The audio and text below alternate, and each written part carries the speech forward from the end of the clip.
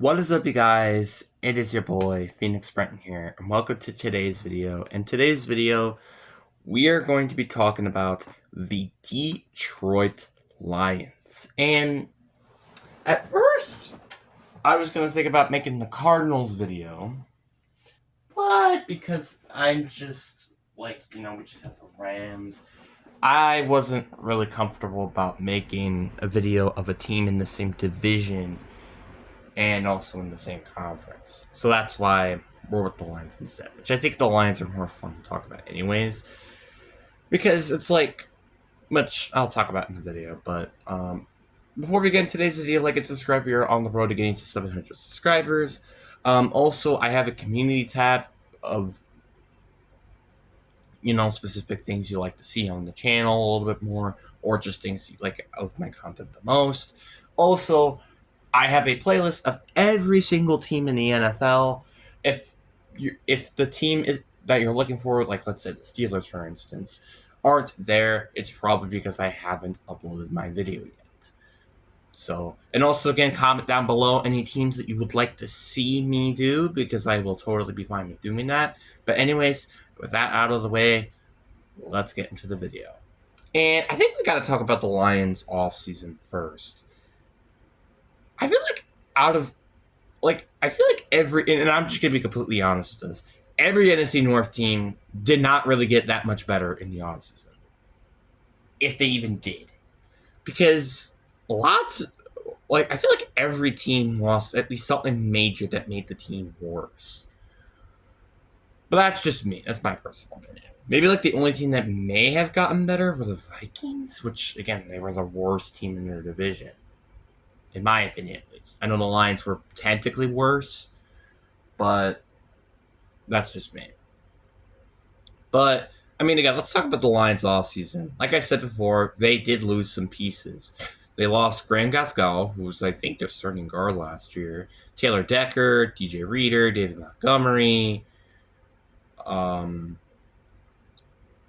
Rama, nice depth receiver. They kind of did lose some decent assets, but they also kind of gained some assets, like Roger McCreary is one, and even Greg Dortch, who I think is a nice depth receiver.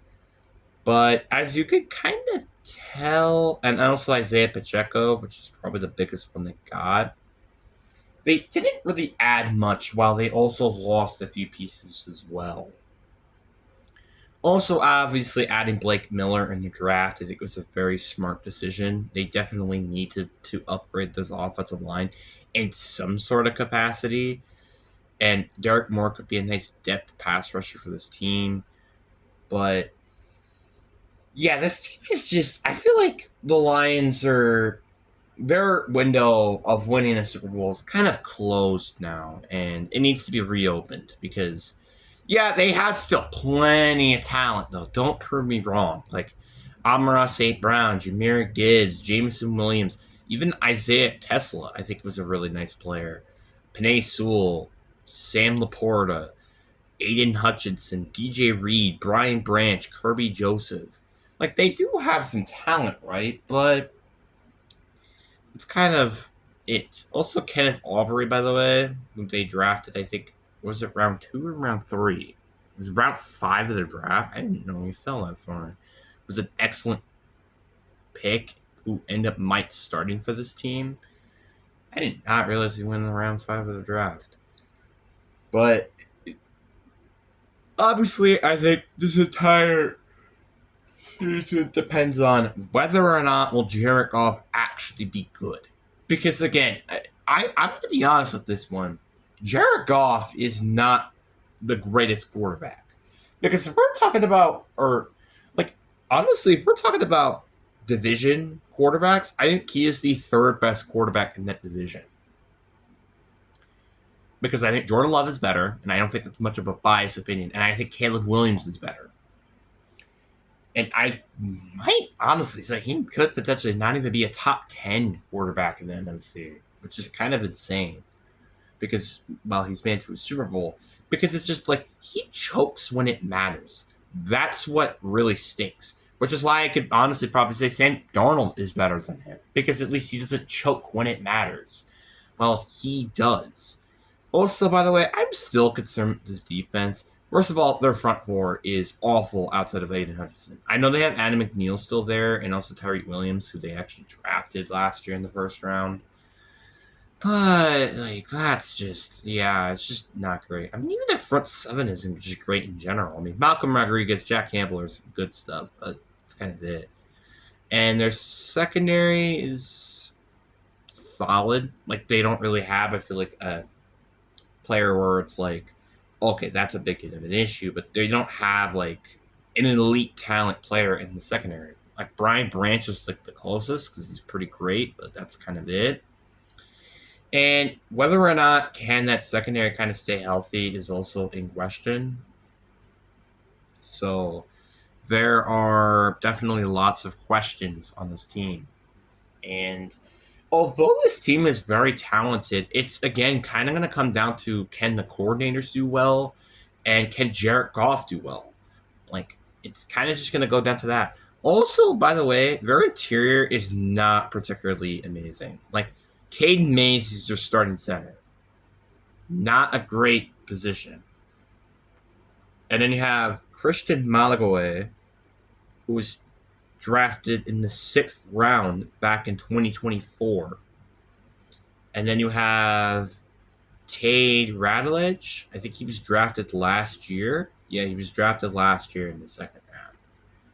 So, just not quite the biggest of fans of this offensive line. I mean, I like Penei Sewell. And Blake Miller, though, is just definitely going to struggle his rookie year. It's just, I don't really know how much I really have trust of this team. I mean, I think the luckiest part about it is you do have a very easy schedule. Like, I mean, yeah, you have the Bills. Obviously, you're in the NFC North, may I add. But this is just an extremely kind of easy schedule. Like, outside of the NFC North, I would say really there's only a couple of teams that are actually, like, tough teams to beat. Like, Buffalo, New England, you know. But that's just me. Carolina to some extent. So let's start off with this team's floor heading into the 2026 season, which is what I think will be their least amount of wins and then their ceiling, which is the most. So, I mean, I think they're going to win at home against New Orleans. I think that's a pretty easy one to predict, even at their floor.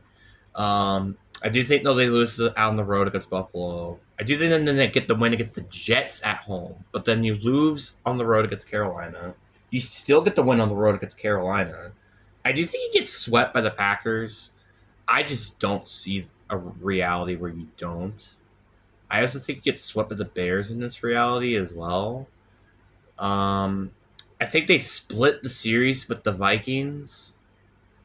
You beat the Dolphins on the road. You lose to New England in Germany. You lose to the Bucks at home.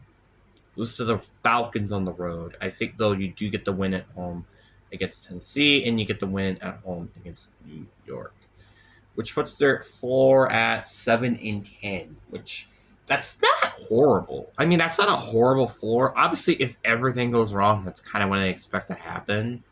But then let's talk about their ceiling. I still think the first 3 games go the exact same, which is win against New Orleans, then you lose to Buffalo on Thursday night, and then you win against the Jets. I do think you win on the road against Carolina. I think you actually sweep the series against Green Bay in this reality. I also think you sweep the Bears in this reality as well. And the Vikings, of course. I also forgot about the Vikings. The Vikings would also probably get swept. I think then you get the win against New England. I still think you probably lose to the Bucks, though, just because of the Germany trip. Then you beat the Falcons on the road. And I'd say that's probably it. Puts their ceiling in 15-2. Like, that's everything goes right. They're probably gonna have like an 11-6, 12-5 season or something around there. Just in my personal opinion, because you are definitely not going to sweep every team in your division. That's just kind of everything goes right for them. But that's kind of just me. And also, can this team actually stay healthy? You know what I am curious about is what would happen if Teddy Bridgewater played for this team during the season at some point.